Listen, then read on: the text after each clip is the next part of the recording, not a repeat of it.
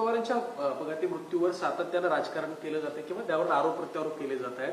आज संजय राऊतांनी नवीन एक आरोप केलाय की अजित पवारांना जुन्या खरं तर स्वगृही परतण्यास अजित पवार इच्छुक होते, परंतु कुठेतरी या अपघातामुळे ते होऊ शकलं नाही आणि अजित पवारांकडे खरं अजित पवार स्वगृही प्रयत्नासाठी इच्छुक होते असं संजय राऊत दावा करतायत. संजय राऊत तुमच्याकडे काही पुरावा आहे का?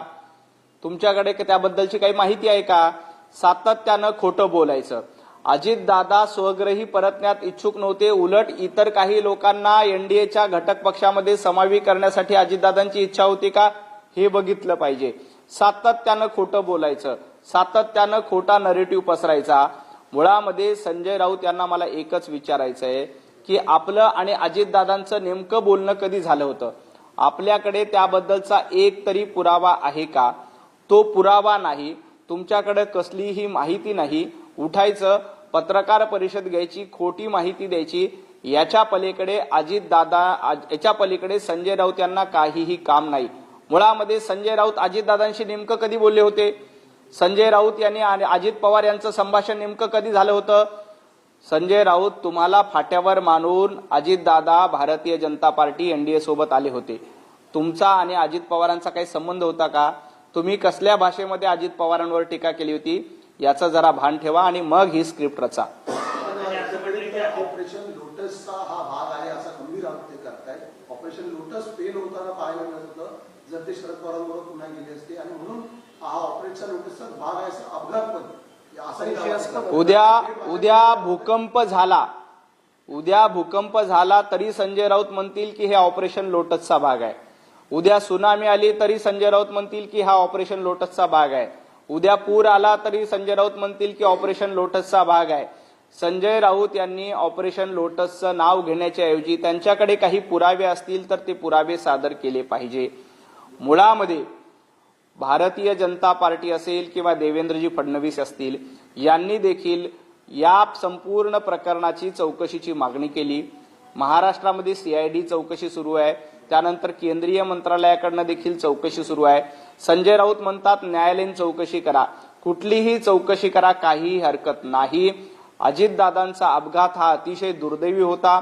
महाराष्ट्राचं यातून मोठं नुकसान झालंय आणि या अपघाता प्रकरणामध्ये स्वतः माननीय शरदचंद्र पवार साहेबांनी देखील स्पष्टपणे सांगितलंय की हा अपघात आहे, घातपात नाही.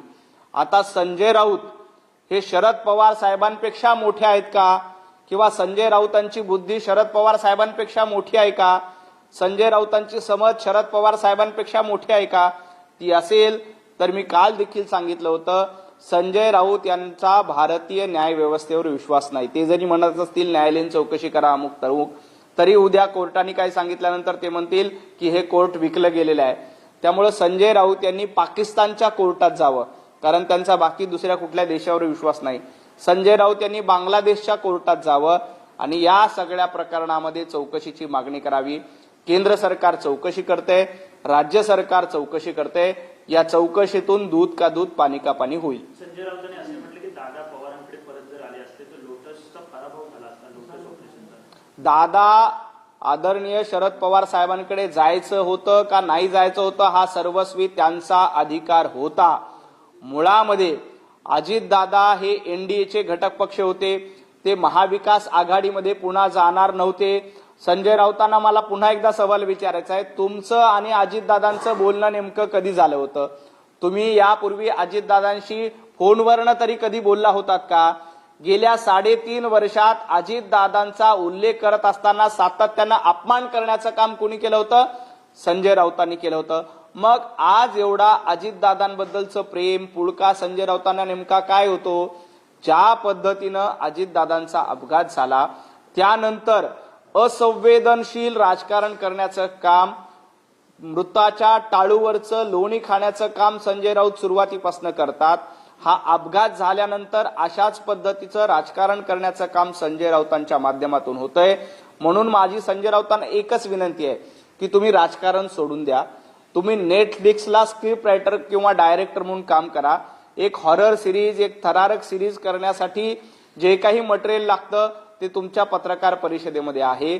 त्याबद्दल तुम्ही नेटफ्लिक्सची एक टायअप करून, म्हणजे उबाटा गट तुम्ही खड्ड्यात घालवला आता किमान नेटफ्लिक्सला जॉईन झालात, अशा वेब सिरीज काढायला लागलात तर थोडं तुमचं दुकान चालेल. त्यामुळं तुम्ही एखादी नेटफ्लिक्स किंवा वेब सिरीज बरोबर एक कॉन्ट्रॅक्ट करा आणि अशा पद्धतीच्या अपघातानंतर कशा कशा थेरी रचवता येतात, 5-5, 10-10 थेरी कशा रचवता येतात, याची सगळी स्क्रिप्ट लिहून काढा आणि त्याबद्दलचे करार आपण वेब सिरीज बरोबर करा. मुळामध्ये अजितदादांच्या अपघातामुळं महाराष्ट्राचं नुकसान झालंय, भारतीय जनता पार्टीचं नुकसान झालंय. स्वतः मुख्यमंत्री देवेंद्रजी फडणवीस साहेबांनी याबद्दल चौकशीची मागणी केली. केंद्र सरकार चौकशी करते, राज्य सरकार देखील चौकशी करते. या चौकशीत दूध का दूध पाणी का पाणी निश्चित होईल.